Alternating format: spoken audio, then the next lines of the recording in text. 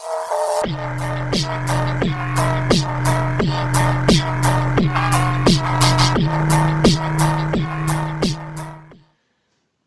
वालेकुम वरहमतुल्लाहि वबरकातुहू। उम्मीद है आप खैरियत से होंगे। जो हमने आज का लेक्चर करना है वो एक पेपर है जो कि 2023 और 2024 का है। पेपर 1 करवाऊँगा और पेपर 2 करवाऊँगा और ये फ़िज़िक्स का पेपर है। और इसको हम शुरू करते हैं। 40 MCQs हैं, पहले वो करवाऊँगा और फिर उसके बाद 25 मार्क्स का जो है ना पेपर 2 होगा।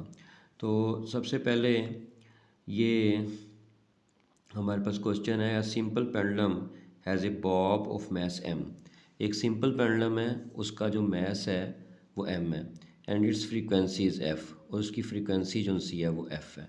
If we replace the bob with a heavier one से टू m, यानी कि मास को हम डबल कर देते हैं, then that will be its new frequency, यानी कि कौन उसकी फ्रीक्वेंसी जो सी है वो क्या होगी।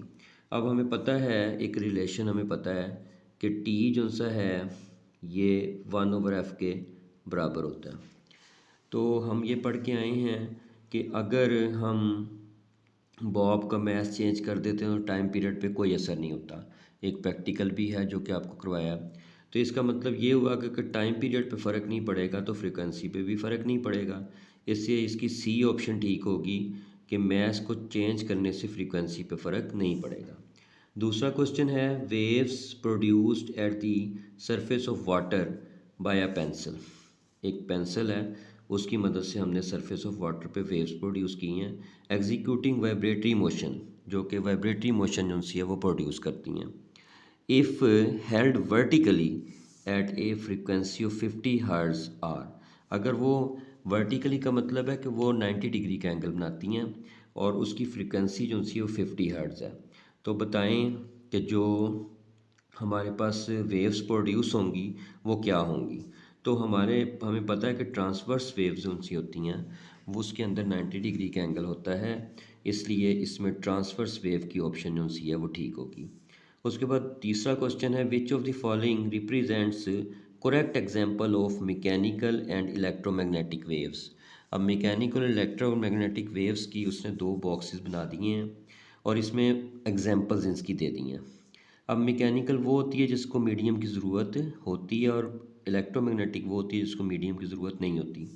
तो आपको पता है साउंड को में मीडियम की ज़रूरत होती है और एक्सरे को मीडियम की ज़रूरत नहीं होती, इसलिए इसकी ए ऑप्शन जो सी है वो ठीक बनती है और बी, सी और डी जो सी ऑप्शन है ये इसकी करेक्ट नहीं है, क्योंकि रेडियो को वेव जो सी होती है उसको ज़रूरत नहीं होती इलेक्ट्रोमैग्नेटिक मीडियम की, इसलिए ये इलेक्ट्रोमैग्नेटिक है। ये भी गलत हो गया, ये भी गलत हो गया, ये भी गलत हो गया। आगे चौथे पे चलते हैं। फोर्थ में कहता है, what is the cause of damping off motion, यानी कि जो मोशन है वो डैम्प होती है यानी ख़त्म हो जाती है तो उसकी कॉज क्या बनती है। Decrease in energy of system, अगर सिस्टम की एनर्जी जो सी है वो ख़त्म हो जाएगी तो जो डैम्पिंग है वो अकर होना शुरू हो जाएगी, यानी कि जैसे जैसे सिस्टम की जो एनर्जी है सिस्टम की वो कम होती जाएगी वैसे वैसे मोशन जो सी है वो डैम्पिंग की तरफ चला जाएगा, यानी कि ख़त्म होने की तरफ चला जाएगा। इससे इसकी बी ऑप्शन डी ठीक है, decrease in energy of system. उसके बाद पांचवा है, the kinetic energy of a simple harmonic oscillator is maximum at, यानी कि जो सा सिंपल हार्मोनिक ऑसिलेटर जो सिंपल हार्मोनिक मोशन को प्रोड्यूस करता है इज़ मैक्सिमम, वो कहाँ पे मैक्सिमम होगा।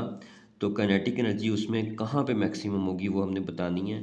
तो मैंने आपको ये बताया था टॉपिक करवाते हुए कि मीन पोजीशन के ऊपर यानी ज़मीन के पास जो काइनेटिक एनर्जी है वो मैक्सिमम होगी और जो पोटेंशियल एनर्जी है वो मिनिमम होगी, इसलिए इसकी ऑप्शन जो सी ना मीन पोजीशन यानी सी ऑप्शन ठीक है। ए पेंडुलम, 6 क्वेश्चन है, pendulum consist of A spherical Bob which is full of water is vibrating in perfect vacuum. कहता है जी कि एक हमारे पास पेंडुलम है, उसमें जो सी स्फेरिकल बॉब है जो गोल बॉब है वो वाटर से फुल है। कहता है through a small hole water is leaking. अब उसके अंदर एक छोटा सा होल है, सुराख है, जिससे की वजह से वाटर जो है ना वो लीक कर रहा है, ठीक है, निकल रहा है।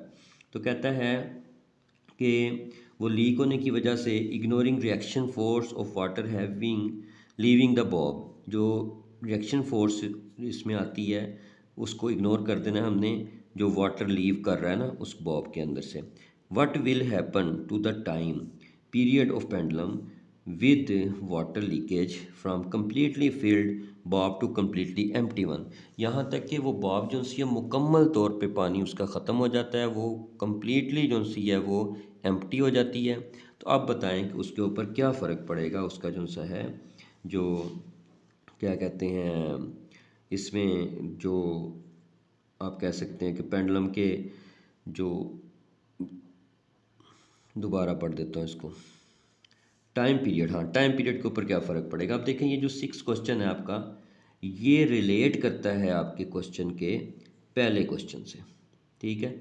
देखें यहाँ पे उसने फ्रीक्वेंसी का पूछा था कि मैथ चेंज करने से फ्रीक्वेंसी चेंज होती है कि नहीं होती, और हमने कहा नहीं होती।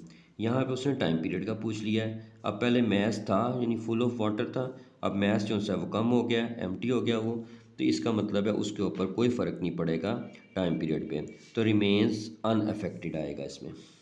उसके बाद 7वें पे आ जाते हैं।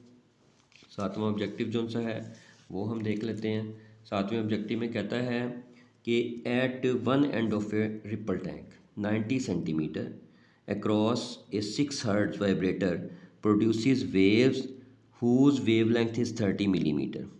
The time needed to cross the tank is।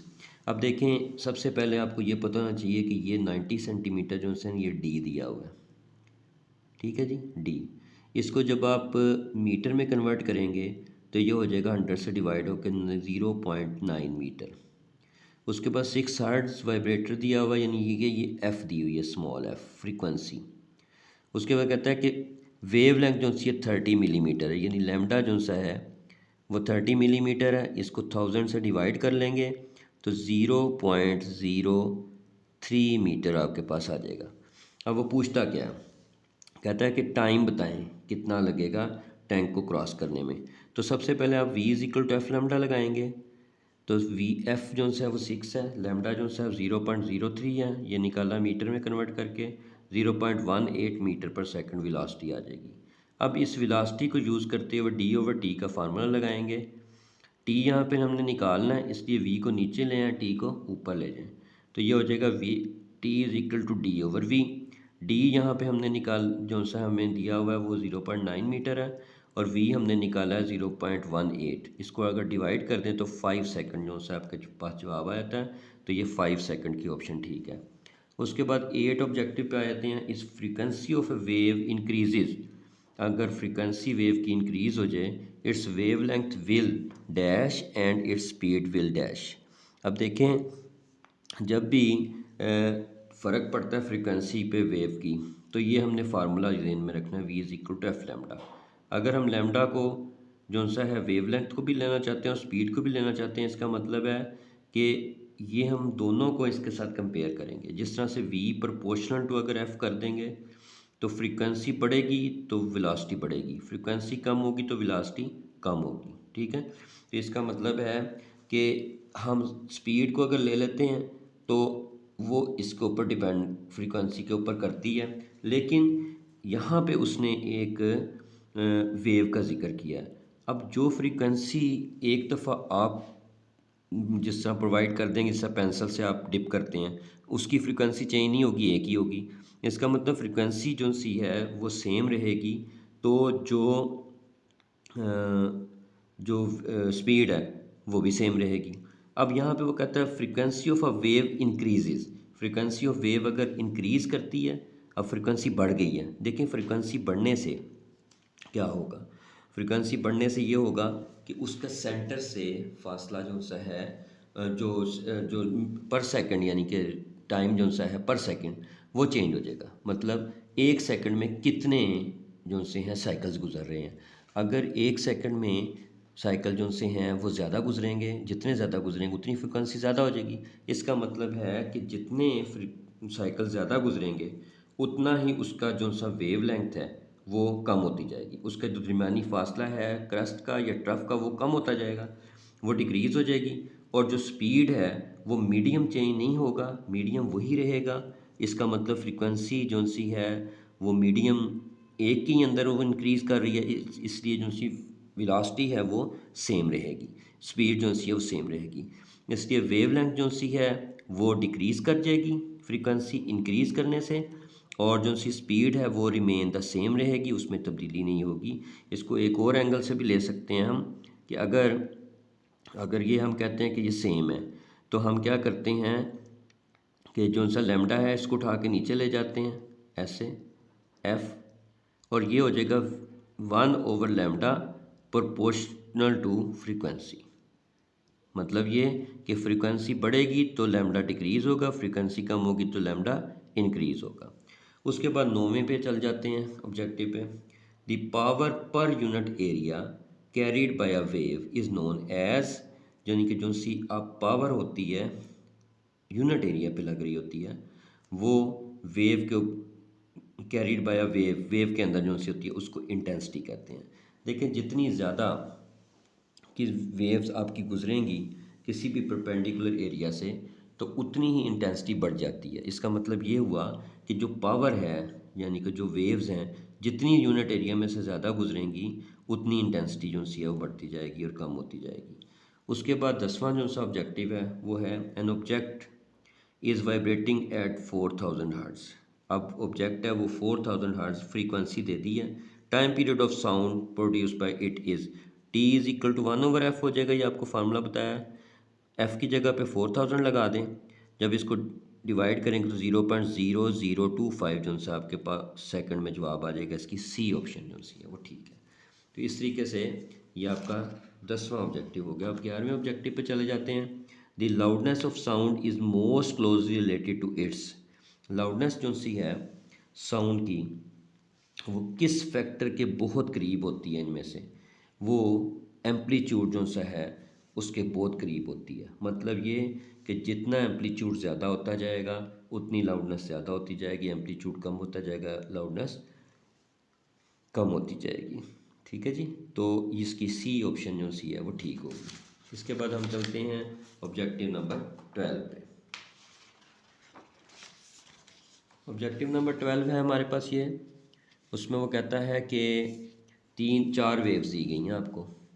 ठीक है, कहता है which one is the sound wave of soft and high pitched. Soft and high pitch, soft का मतलब है बड़ी हल्की होगी, नरम होगी, एंड हाई पिच और उसकी पिच जो सी है वो ज़्यादा होगी। तो इट डिपेंड्स के पिच जो सी है वो आपको बताया कि फ्रीक्वेंसी पे डिपेंड करती है। जितनी फ्रीक्वेंसी ज़्यादा होगी उतनी पिच हाई होगी। इसका मतलब इन सारी के अंदर फ्रीक्वेंसी सबसे ज़्यादा इसकी है। ठीक है जी, इसकी यानी 1 सेकंड के अंदर सबसे ज़्यादा वेव्स ये गुजर रही हैं। इसका मतलब हाई पिच के लिहाज से ये वाली ठीक है, लेकिन ये भी देख लें कि इसकी जो सी है एम्पलीट्यूड ज़्यादा है, इसका भी एम्पलीट्यूड ज़्यादा है, इसका एम्पलीट्यूड सबसे कम है, इसका एम्पलीट्यूड भी ज़्यादा है। जिसका एम्पलीट्यूड सबसे कम होगा और जिसकी नंबर ऑफ़ वेव्स 1 सेकंड में ज़्यादा गुजरेंगी वो सॉफ्ट भी होगी और हाई पिच्ड भी होगी, इसलिए इसकी सी ऑप्शन ठीक है। उसके बाद 13 पे आ जाएं। 13 में कहता है कि due to which phenomenon sound is heard at longer distances in nights than in day. कहता है कि कौन सा फेनोमेना होता है जिसमें जो साउंड है वो लॉन्गर डिस्टेंस तक, ज़्यादा डिस्टेंस तक सुनाई देती है रात में एज़ कम्पेयर टू दिन में देखा जाए तो ये रिफ्लेक्शन का रिफ्रैक्शन का फेनोमेना होता है, जिसमें कि साउंड जो सी है वो अपनी जो फ्रीक्वेंसी है वो जो अपनी जो से पाथ है वो चेंज करती है। जब साउंड अपना पाथ चेंज करेगी तो वो ज़्यादा दूर तक उसमें सुनाई देगी, जो कि ज़्यादा जो सॉफ्ट होगा। मतलब ज़्यादा कह सकते हैं आपके जो साउंड जहाँ पे एयर ज़्यादा होगी कह सकते हैं आप। देखिए नाइट में आपकी जो एयर है वो हैवी हो जाती है एज़ कम्पेयर टू डे के, तो हम कह सकते हैं कि वो फेनोमेना जो सा है वो रिफ्रैक्शन का होगा, जिसमें साउंड जो सी हमें ज़्यादा डिस्टेंस तक सुनाई देगी। Which of the following statement is और are correct about longitudinal mechanical waves. Longitudinal mechanical waves जो सी होती हैं, एक तो ये है कि वो 20 से 20 हर्ट्ज़ के दरमियान होती हैं, ये भी ठीक है। लॉन्गिट्यूडनल मैकेनिकल वेव जो सी हैं having frequency less than 20 hertz होगी तो वो इंफ्रासोनिक कहलाती है, हाई होगी 20,000 से ज़्यादा होगी तो अल्ट्रासोनिक कहलाती है। तीनों ऑप्शन ठीक है। इसका मतलब डी ऑप्शन पे उसने दिया all of the above are correct, तो इसका मतलब डी ऑप्शन ठीक है, ये तीनों को फॉलो करती है। उसके बाद 15 जो सा है वो आ जाता है, वो है जी vibrating body should oscillate minimum how many times per second to make a sound for humans. तो ये देखें, पहला क्वेश्चन जो सा है ये ऊपर जो दिया हुआ है इसी के अंदर उसने दे दिया कि कम से कम 20 हर्ट्ज़ होती है, उसको इंफ्रासोनिक कहते हैं। तो ये बी ऑप्शन ठीक है कि 20 टाइम्स जो सा है ना कम से कम साउंड होती है जो इंसान जो सा है सुन सकता है। उसके पास 16 क्वेश्चन पे आ जाए। 16 क्वेश्चन जो सा है वो ये है कि if intensity level of sound wave is 30 dB, यानी कि हमारे पास इंटेंसिटी लेवल जो सा है 30 dB है, तो वो किस तरीके से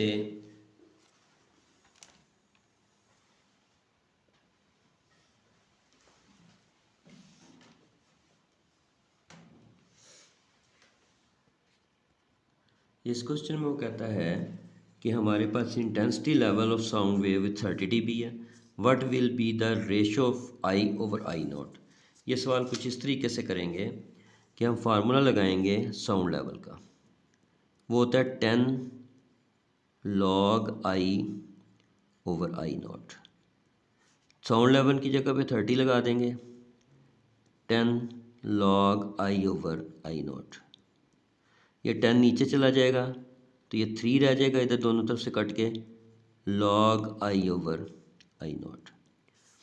अब देखें, इसके नीचे ना बेस इसकी 10 होती है, जब इसको एक्सपोनेंशियल फॉर्म में लिखेंगे ना तो ये आ जाएगा I over I naught is equal to 10 की पावर 3, यानी कि ये जो बेस है इसकी ये पावर बन जाती है।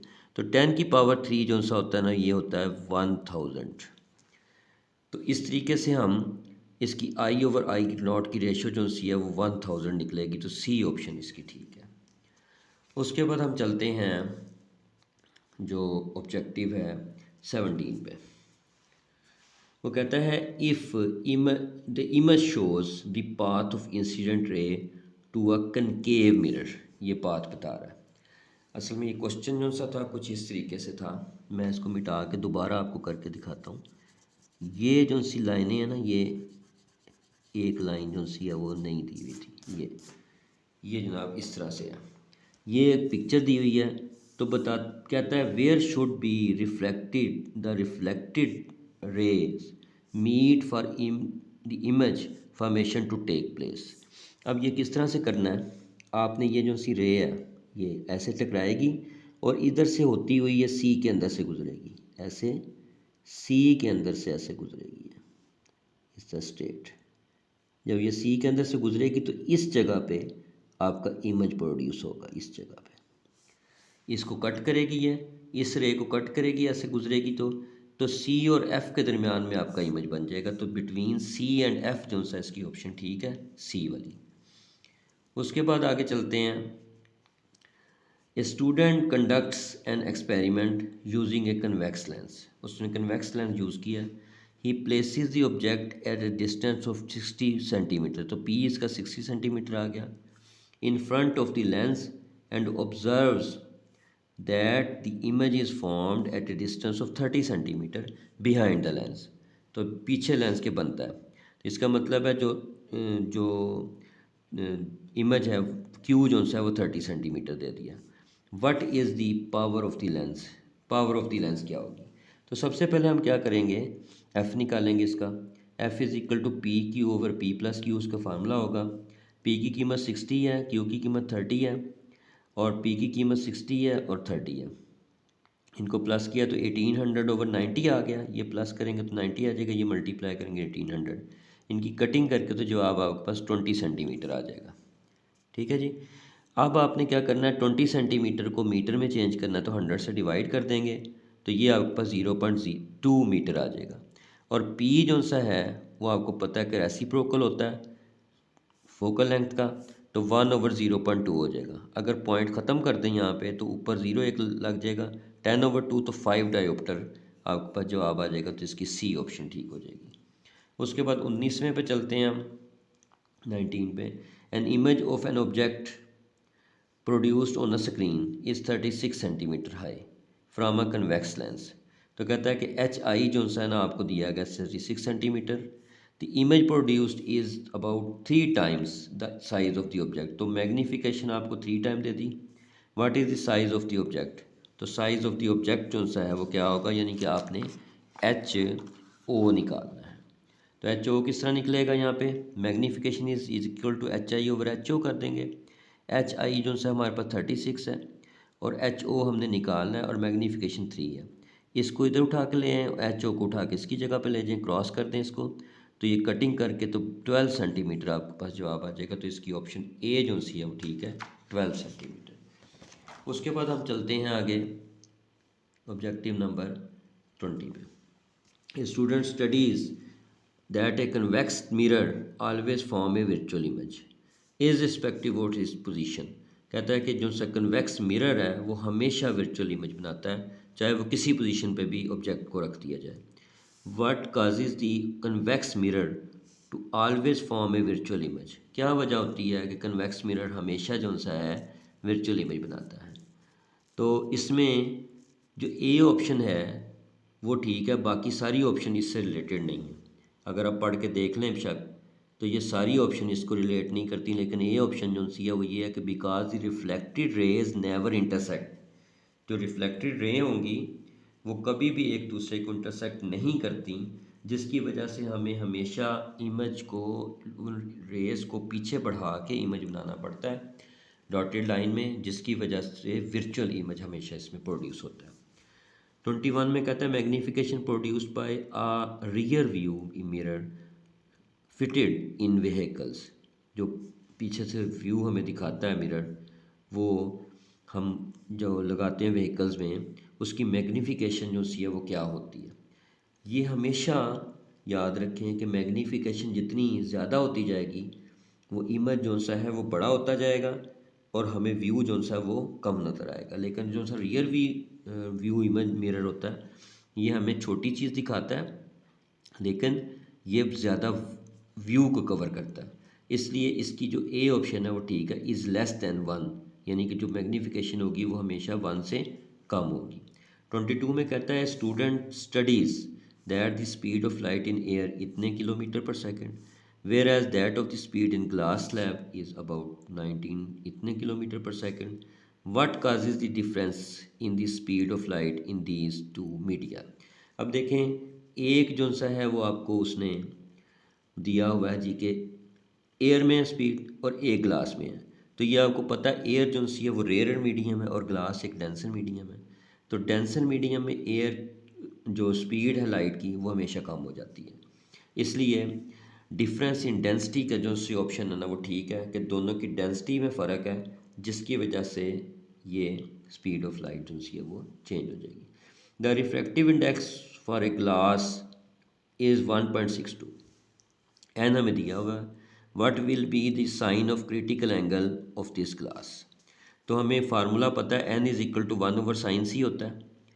अब अगर हम इसको उल्टा दें तो ये 1/sin सी उल्ट के तो sin सी हो जाएगा, और एन जो सा है 1/n हो जाएगा, तो 1/n जो सा है वो 1.62 दिया हुआ है, तो n की जगह पे 1.62 लगा दिया।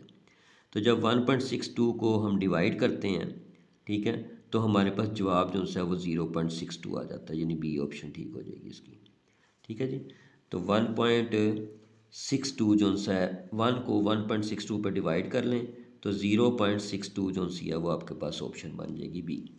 24 में कहता है if the distance between the 2 points charges become half then force between them becomes. तो ये हमें पता है कि F प्रोपोर्शनल टू 1/r² होता है। तो हम देखते हैं कि अगर हम 2r² होल का स्क्वायर कर देंगे तो ये 4r² हो जाएगा, तो यानी फोर्स जो सी है वो 4 टाइम्स कम हो जाएगी, तो इसकी सी ऑप्शन ठीक है।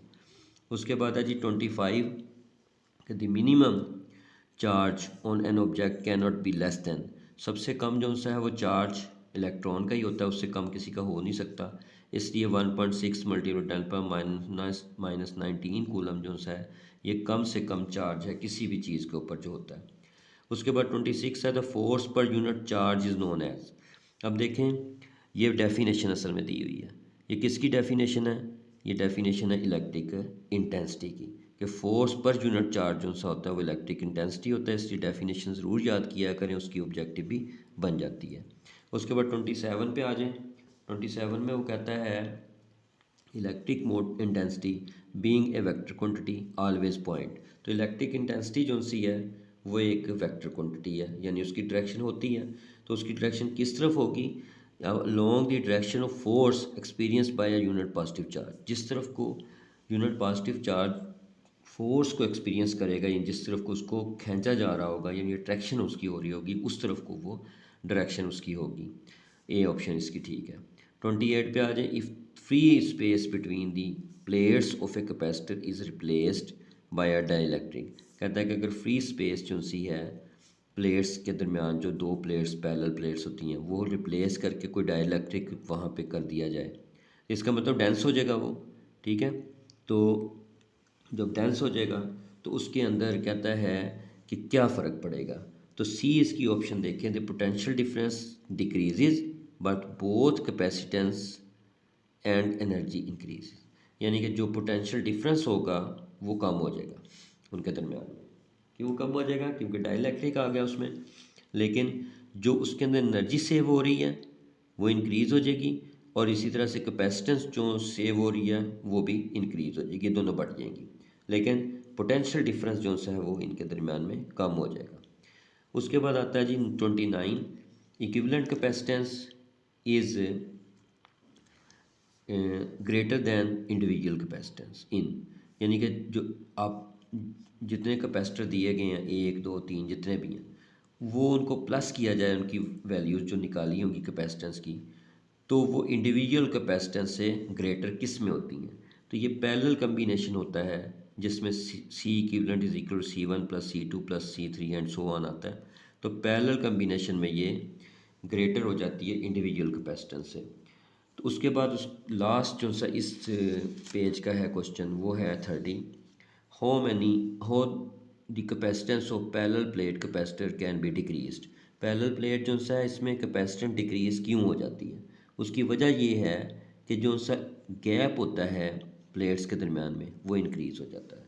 किस तरीके से आप कहता है कि उसको कैपेसिटर को डिक्रीज़ कर सकते हैं, अगर उनके दरमियान में गैप जो सा है उसको ज़्यादा बढ़ा दिया जाए तो उनके अंदर डाइलेक्ट्रिक जो सा है उसकी अंदर ज़्यादा हो जाएगा, और वो गैप ज़्यादा हो जाएगा, दूर दूर हो जाएगी, तो उनके दरमियान में अट्रैक्टिव फोर्सेस जो उसकी वो कम हो जाएंगी, जिसकी वजह से कैपेसिटेंस जो सी है वो डिक्रीज़ हो जाएगी।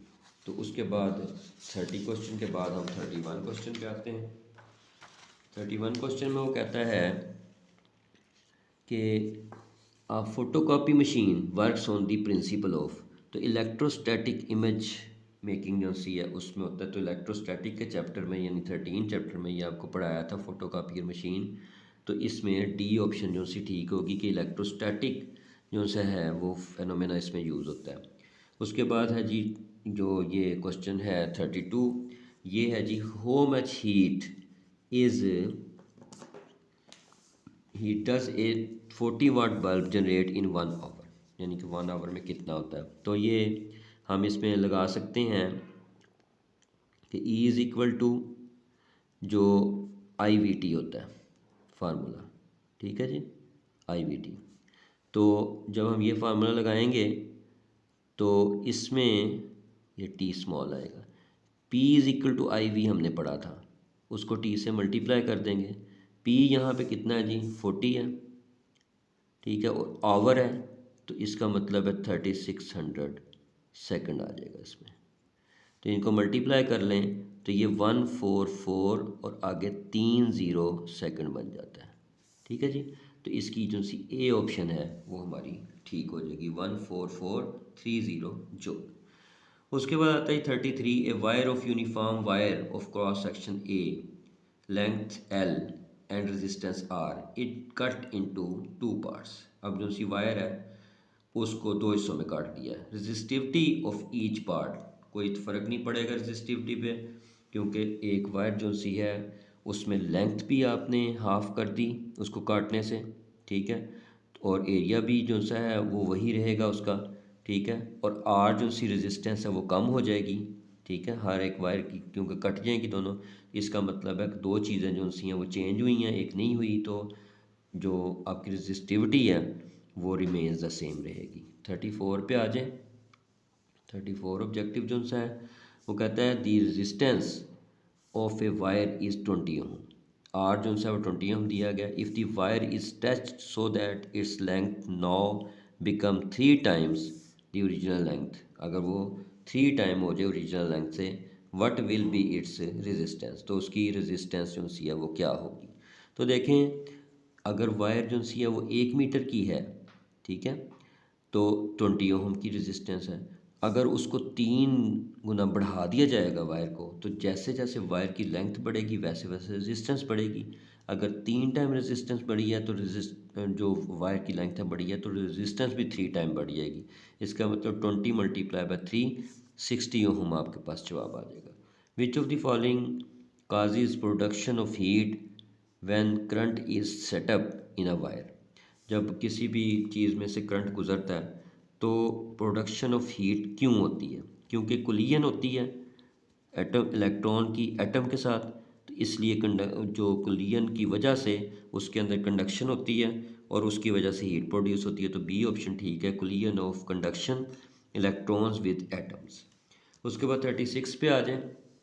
36 में कहता है कि with when same current passes for the same time through a thick and a thin wire, एक बारीक वायर है और एक मोटी वायर है, इनमें से एक जैसा अगर करंट गुजर रहा है तो कहता है कि क्या फ़र्क पड़ेगा, तो more heat is produced in the thin wire, क्योंकि बारीक वायर के अंदर से गुजरने में उसको मुश्किल होगी, इसलिए जो सी थिन वायर होगी उसमें ज़्यादा हीट प्रोड्यूस होगी, ज़्यादा रेजिस्टेंस होगी, इसलिए ज़्यादा वो गर्म होगी तार।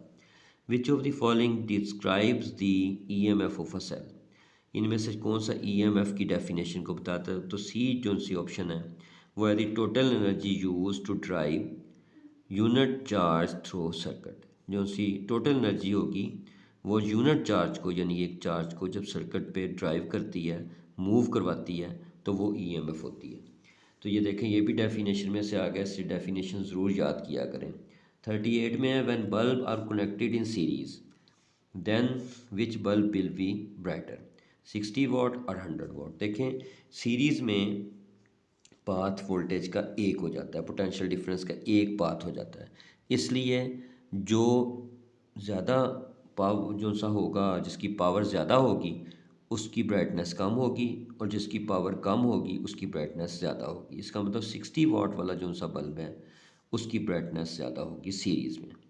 उसके बाद इलेक्ट्रिक आयरन इज मार्क 20 वाट, ये वी दिया हुआ है, 500 वाट ये पी दिया हुआ है, units consumed in it in 24 hours are, ये टी दिया हुआ है, ठीक है जी।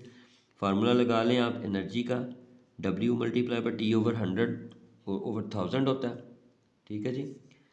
तो 1000 इसलिए किया ताकि किलो वाट में ले आएँ, तो W यहाँ पे दिया हुआ है हमें 500, और जो टी दिया हुआ है यो हमें दिया हुआ है 24 आवर्स, ठीक है। तो डिवाइड बाई 1000 कर देंगे, इनकी कटिंग करके तो जवाब हमारे पास आ जाता है 12। तो इस 12 यूनिट जो से हैं, यानी कि किलो वाट आवर में जवाब आ जाएगा। तो 1 किलो वाट आवर 1 यूनिट के बराबर होता है, तो इसका मतलब 12 यूनिट जो से हमारे कंज्यूम होंगे। लास्ट इसका क्वेश्चन है जो कि पेपर का, वो ये है जी कि 40 क्वेश्चन है इसका। उसमें कहता है कि एक आपको ये बना के दे दिया उसने पिक्चर, 3 पिकोफैरड 3 पिकोफैरड 3 पिकोफैरड, ये कैपेसिटेंस दी हुई है और ये लगे हुए सीरीज़ में, ठीक है जी। और कहता है कि इसकी इक्विवेलेंट कैपेसिटेंस निकालें। इक्विवेलेंट कैपेसिटेंस जो सी सीरीज़ में होती है ना, निकालते होते हैं, वो 1/c इक्विवेलेंट जो सी होती है वो 1/3 1/3 1/3 1/C1 plus 1/C2 plus 1/C3, 3 इसका एलसीएम आ जाएगा और 1 1 + 1 + 1 आ जाएगा 3/3, तो 1 पिको फैरड जो सा इसका जवाब आ जाएगा। ठीक है, इसको उल्टा भी देंगे तो 1/1 जो सा है वो आपके पास 1 ही आता है, तो सी इक्विवेलेंट जो सी होगी आपके पास वो 1 पिको फैरड आ जाएगी, तो इसका बी ऑप्शन ठीक है। तो देखें इसकी जो सी इक्विवेलेंट कैपेसिटेंस आई है वो इन तीनों से कम है। इसका मतलब है कि सीरीज़ के अंदर ये कम हो जाती है और पैरेलल के अंदर जो सी है इक्विवेलेंट कैपेसिटेंस जो सी है वो इंक्रीज़ हो जाती है। तो एक पीछे क्वेश्चन आया था जिसमें ये पूछा था उसने कि जो सी इक्विवेलेंट कैपेसिटेंस किस में इंक्रीज़ हो जाती है, तो पैरेलल में इंक्रीज़ हो जाएगी और सीरीज़ में डिक्रीज़ हो जाएगी। तो ये हमारा पेपर जो सा था जो 1 था, जो कि मैंने आपको करवा दिया है। तो इस तरीके से उम्मीद है कि आपको ये समझ आ गया होगा कि किस तरीके से इसको हम करते हैं। तो पेपर 1 जो सा है वो मैं अलग से इसके कर दूंगा, तो ये आप इसको अच्छे तरीके से कर लीजिएगा। अस्सलाम वालेकुम रहमतुल्लाहि व बरकातहू।